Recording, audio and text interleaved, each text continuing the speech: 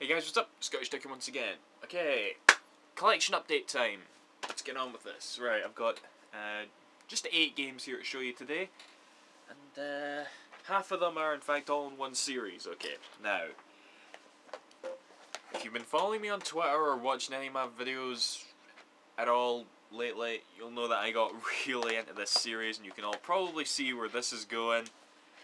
Here we have the Phoenix Wright trilogy, you know, all 3 games. That's Phoenix Wright Ace Attorney, Phoenix Wright Justice for All, and Phoenix Wright Trials and Tribulations. Now, but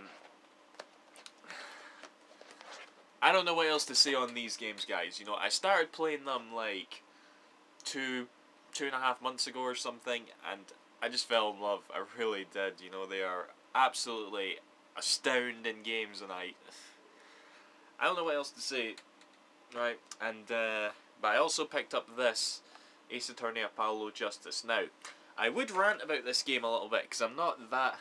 I've just started it. It just came yesterday. Part way into case 2, and I'm not really liking it. There's all these like different things about it than there is from the Phoenix Wright trilogy, and I would rant about it here, but I am actually planning to do a Phoenix Wright Rocks video, kind of like that video I did with Phantasy Star, where I just basically showed off all the games and talked about them individually, and I think that's probably the best place to do my ranting.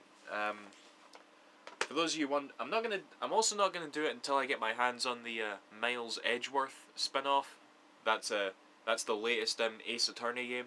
I've actually played it. I've downloaded it and I've played it, but I'm gonna buy it at some point. So I don't know when I'll be able to get my hands on it, but we'll see. But yeah, Phoenix Wright, I love it to death, really do. Okay, now this came a couple of days ago. This is brand new in the States, and apparently it's been out over here since October, and it really slipped under my radar. And I'm surprised because usually I keep my eye on games like this, you know, and that is A Shadow's Tale. So yeah, the term underrated, you know, under the radar sort of, you know, you get a lot of Wii games like this. This is a very good example, because even I missed it, and I'm genuinely surprised, because I never miss these games, really. And I was always looking forward to this, because it looks like a really interesting idea, you know, you playing as a shadow, and navigating through all the light and all that. It really is a unique concept. As for the game itself, it's alright, you know, it's not in fantastic 2D style. It's not a fantastic 2D platformer on the Wii, you know, like A Boy and His Blob and Muramasa. It has its good moments though, it does. And it looks a lot like Ico. Anybody can make that observation the second they start playing, you know, you can sort of tell maybe the developers were trying to make it look a little bit like Ico. I don't know, that's just the vibe I get from it. But I haven't beaten it yet, but I'll get to it eventually. But yeah, A Shadow's Tale, awesome. Right. The last 3 here are all PlayStation 3 games. First one is Eternal Sonata. This is one of my favourite Japanese RPGs of this generation. It's one of my favourite games on the 360.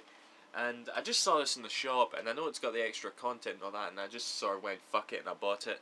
But I was quite gutted, because it was actually $19.99, and I sort of had it in my head somehow that this game was really rare on the PS3. But in actual fact, you can get it for 15 quid brand new on Amazon, so I was a bit gutted when I figured that out. But yeah, Eternal Sonata, seriously guys, you haven't tried this game, you should really should. It's cheap and it's great, it really is. A lot better than Tales of Vesperia in my honest opinion. Okay. Next one is Dragon Age Origins. Been wanting to try this for a while as well, you know, because it's a BioWare Western RPG. I was a really big fan of Mass Effect 2, so I wanted to try it out. But I only played it for about 2 hours, and I actually turned off the autosave feature because I'm thinking, oh god, what if I say something evil and I'm trying to be good here? So I turned off the autosave, but then I died in combat, and there was no checkpoint, so it literally did not save anything and forced me to start a new game, so that kind of took the piss, so to speak. So I don't know when I'm going to get back into this, but as for the 2 hours I played, that was good. You can sort of tell it's a PC specific game, you know, it really does sort of feel like that. like it's made for a point-click interface. I'm not a PC gamer, but that's just the sort of impression I get from it. But obviously the game is good. You know, I think the console versions, while the console ports were inferior to the PC, they were still good. You know, so but yeah, Dragon Age, awesome to have. And the last game. This game is pretty unheard of, and I don't know what to make of it, because I only played about 10 minutes of it, and from what I played of it, I hated it, but I really do need to get around to giving it another chance. That's a Siren Blood Curse. It's weird, because this is a first-party PS3 exclusive. You'd think this game would be talked about a bit more, but it really isn't. You know, you never see anybody talking about this, and I don't remember it coming out or anything. I think it's a sequel to a PS2 game. And I just saw it and I'm like, let's see what this is all about. And yeah, I really haven't played it enough to give it a proper comment. From what I did play though, it was like really weird and I don't know, very hard to comment on, seriously. But anyway, Silent Blood Curse, yeah. Right, and that's that collection update, yeah. See you after, guys. Thank you for watching. Bye bye.